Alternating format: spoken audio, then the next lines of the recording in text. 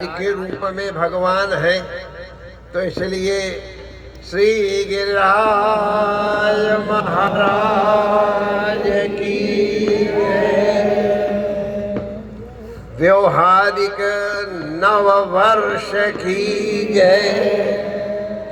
जय जय श्री राधे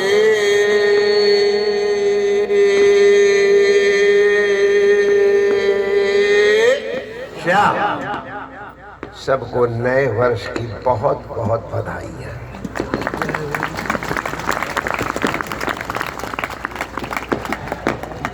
सन 23 पीछे रह गया। गत वर्ष हम 22 को पीछे करके 23 का स्वागत करने आए थे। आज 23 को पीछे करके और हम 24 का स्वागत करने आए हैं। 24 का वर्ष कई दृष्टि से बड़ा महत्वपूर्ण है, आप लोगों को सब मालूम ही है। और ये भगवत रूप होने के कारण, जैसा हमने आपसे बताया कि काल के रूप में हम भगवान की उपासना करते हैं। भगवान की याद करने का, भगवान का उत्सव मनाने का कोई न कोई बहाना चाहिए हमको। तो ये हम जो परिक्रमा कर रहे हैं, इस 9 वर्ष के उपलक्ष्य में ये हम भगवान की उपासना कर रहे हैं। अब हमने शुरू में कह दिया था, उसको कुछ लोग माने हैं और कुछ लोग नहीं भी माने हैं, तो हम अपने कर्तव्य से मुक्त हैं। हमने सबको कह दिया था कि मार्ग में कोई बातचीत मत करना। कि कुछ लोग सदुपयोग कर ही रहे, मैंने देखा अधिकतर लोग कर रहे हैं, लेकिन कुछ लोग गुरु को तो बहुत मानते हैं, बहुत मानते हैं, जोर से जय बोलते हैं और कोशिश करते हैं सबको धक्का मार के गुरु को दंडवत कर दें, लेकिन गुरु की नहीं मानते। गुरु को न मानो चलेगा, गुरु की मान लोगे तो तुम्हारा कल्याण हो जाएगा।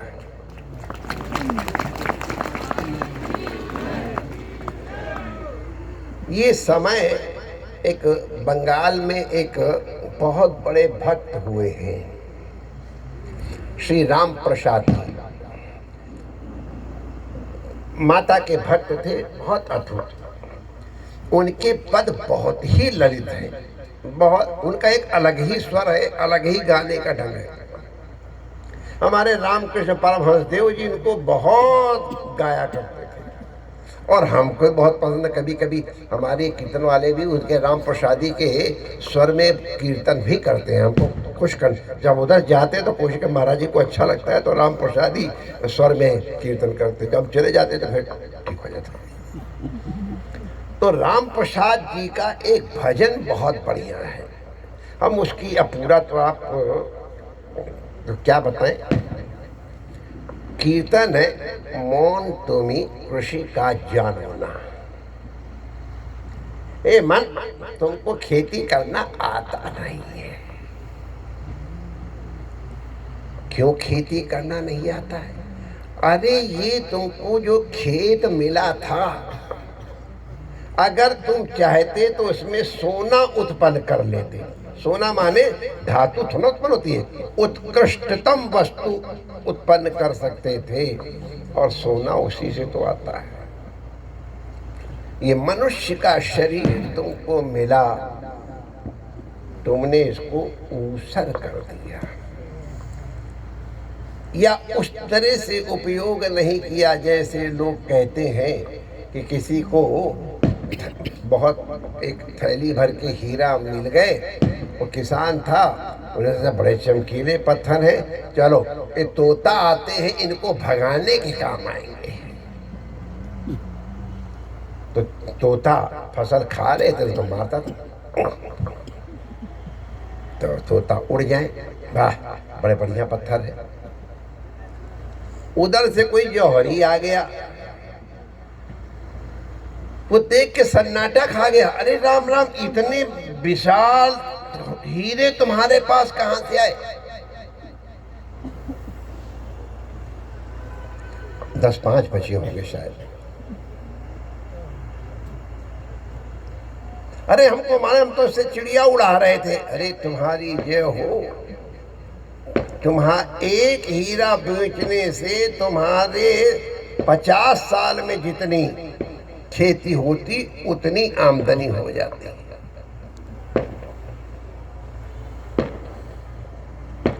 तुमने तोते उड़ाने में इनको व्यर्थ कर दिया है। सब तुमने तोते उड़ाए, नदी में जाके गिर गए, बह गए। अब वो पछताता है, अरे राम राम राम, इतने हीरे मैंने नष्ट कर दिए। तब उस जौहरी ने कहा, भैया अब बीती ताई बिसार दे, आगे की सुध ले। अब ये जो 2-4 बचे हीरे, इनका सदुपयोग कर लो। तेरी हीरा जैसी श्वासा बातन में बीती जाए। आहार निद्रा भय मैथुन में हमने अपनी हीरा जैसी श्वास व्यर्थ कर दी। निंदा में, स्तुति में, दूसरों के दोष देखने में लगा दिया। भगवान ने कहा, सर्वेषु कालेषु माम अनुस्मर। हम ये बात कहने के लिए प्रसंग उठाए। सर्वेषु कालेषु माम अनुस्मर, ये विधि है और युद्ध च आनुषंगिक है।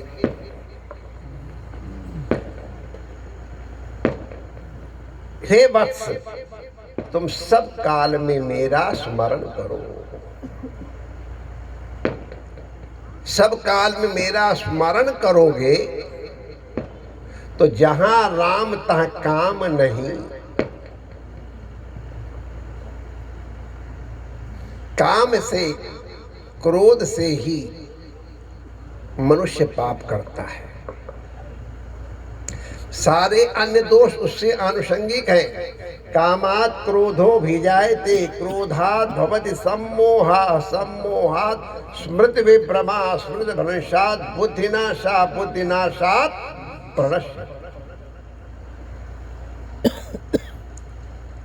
भगवान कहते हैं पाप करने से बचो। क्या करें महाराज? अर्जुन कहता है हमारा मन नहीं होता तो भी पाप करता हूं मैं। पाप में प्रवृत्ति होती है, कैसे करूं? एक काम इत्यादि पे कैसे विजय प्राप्त करूं? तो कहें काम पे विजय कोई नहीं प्राप्त कर सकता है। काम तो जब तक रहोगे, शरीर सब रहेगा तब तक काम रहेगा नहीं। चाहे बूढ़े हो, चाहे जवान हो, चाहे बालक, सबको काम होता है। बस मेरा स्मरण करो, काम को मुझसे जोड़ दो तो तुम्हारा कल्याण हो जाएगा। क्रोध को मुझसे जोड़ दो। गोपिकाओं ने गोप्यः कामात् भयात् कंसात् द्वेषात् चैदादेव नृपः, ये जितने दोष हैं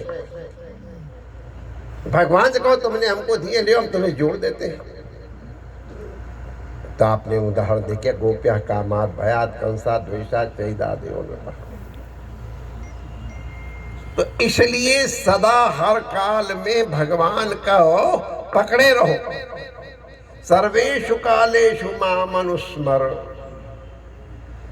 और युद्ध च, मेरा स्मरण करते रहो। सब जिसका जो काम हो करो। संसार में कोई काम पाप नहीं है, नोट कर लो। कोई भी काम पाप नहीं है, कोई क्रिया पाप नहीं है। उसके करने के पीछे तुम्हारी भावना क्या है, ये उसे पाप और पुण्य बनाती है। आप गोली किस भाव से चला रहे हो? काम से, क्रोध से चला रहे हो तो फांसी मिलेगी। और राष्ट्र की, धर्म की रक्षा के लिए, किसी अबला की लज्जा बचाने के लिए, दीन दुखी के रक्षण के लिए अगर गोली चलाते हो राष्ट्र की रक्षा के लिए चलाते हो तो वो माननीय राष्ट्रपति प्रथम नागरिक हैं, समस्त नागरिकों की ओर से उस गोली चलाने वाले का सम्मान करते हैं। गोली चलाना एक जैसा है लेकिन भावना अलग है। और पूजा करते समय भी अगर, चलो यहाँ तो है नहीं कोई, पुजारी पूजा करे मन में रखे आठ, बाल भोग भीतर धरे अक्षर न मांगे पानी कहावत है। तो तात्पर्य उदाहरण है कि अगर मंदिर में पूजा कर रहे हो, दृष्टि कहीं और है, भगवान से हम सच बता रहे हैं, आप लोग भी पूजा करते समय और आपका ध्यान कहाँ कहाँ होता है तो पूजा वूजा नहीं होती है। दुनिया भर की बातें, माला फेरते समय जो चीजें कभी नहीं, वो माला फेरते समय याद आती हैं, तो माला फेरना फिर भगवान का स्मरण नहीं हो रहा है, इसलिए धर्म या पुण्य नहीं है। और अगर भगवान का ध्यान करके गाली भी दे रहे तो हमारे ब्रजवासी तो जितनी गाली भगवान को देते हैं उतनी तो शायद अपने साले को भी नहीं देते। लेकिन भावना है, हमारो लाला, हमारा सखा, मेरा मित्र, मेरा ठाकुर, तो गाली वेद की तरह भगवान को प्रिय लगती है। तो कहने का तात्पर्य क्या है? कसाई को भगवान मिलते हैं माय डियर, वेश्या को भगवान मिलते हैं, जूता काटने वाले को भी भगवान मिल जाते हैं, चोर को भी मिले हैं, डाकू को भी मिले हैं, सब तुम्हारी यही घटना है। क्योंकि माम अनुस्मर,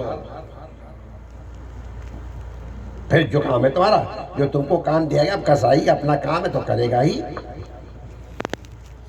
ऐसा हमने संतों से सुना है, बटखरे के रूप में भगवान शालिग्राम विराजते थे, जितना चाहो उतना तौल देता था भावना।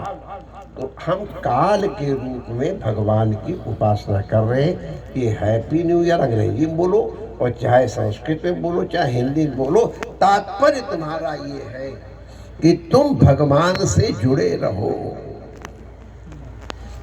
निमिष भी, क्षण भी, घंटा, मिनट, साल, शताब्दी, दशाब्दी, युग जितने हैं, कल्प, ये सब भगवान के रूप है। 9 वर्ष के रूप में भी भगवान है। हम परिक्रमा कर रहे हैं, अगर हम भगवान की याद कर रहे हैं तो परिक्रमा हमारी उपासना हो गई, क्योंकि उपासना भगवान के समीप होने की भावना का नाम उपासना। अब गिरिराज जी को तो भगवान सीधे कहते हैं कि मेरा रूप है, तो गिरिराज के समीप चल रहे, उपासना हो गई। लेकिन उसी में किसी की निंदा कर रहे हो, किसी को स्तुति कर रहे हो, किसी की पोशाक देख रहे हो, किसी के अन्य चीजें देख रहे हो, निंदा स्तुति कर रहे हो,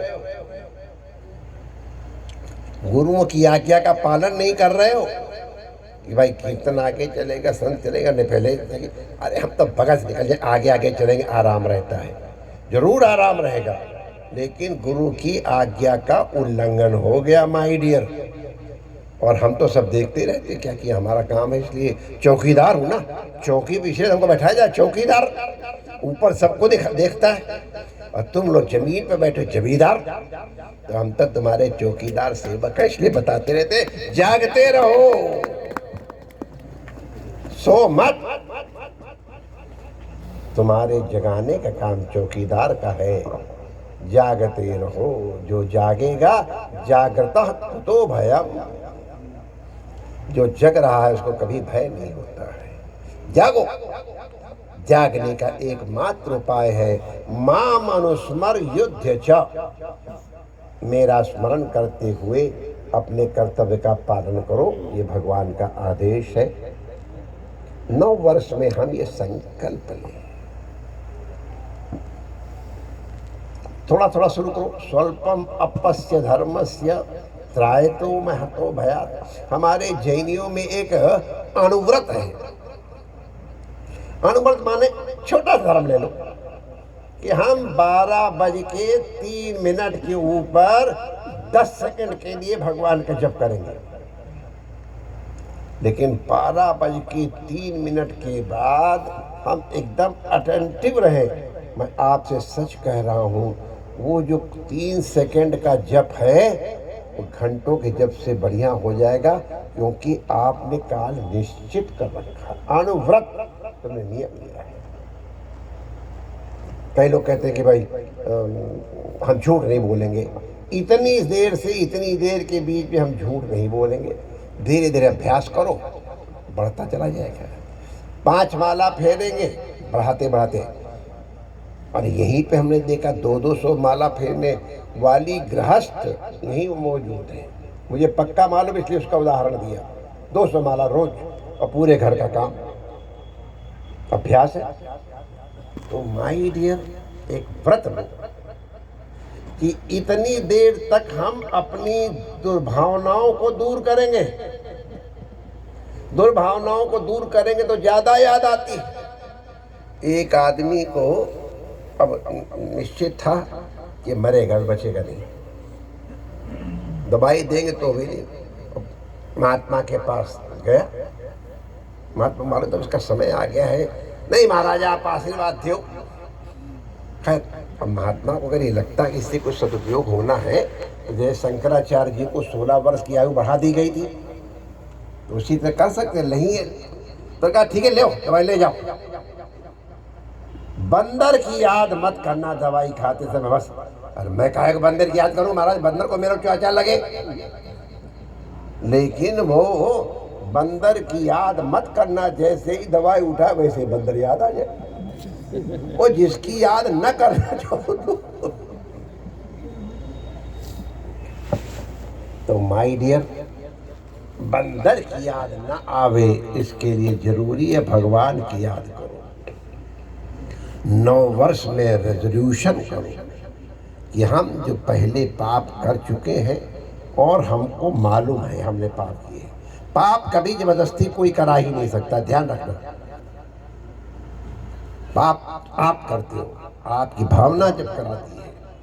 पाप शरीर से होते ही नहीं, इंद्रियों से होते ही नहीं। इंद्रियों के पीछे तुम्हारी जो भावना है वो उसको पाप और पुण्य बनाती है। तो इसलिए अपनी भावना को पवित्र रखो। भावना को पवित्र रखने का सबसे सरल उपाय है भगवान का स्मरण करो। जहाँ राम तहाँ काम नहीं। आज आप काल के रूप में भगवान की उपासना करो। श्री कृष्ण काल भी है और श्री कृष्ण गिरिराज जी भी हैं। गिरिराज की सन्निधि में आप काल के रूप में भगवान की उपासना करने के लिए आए हैं।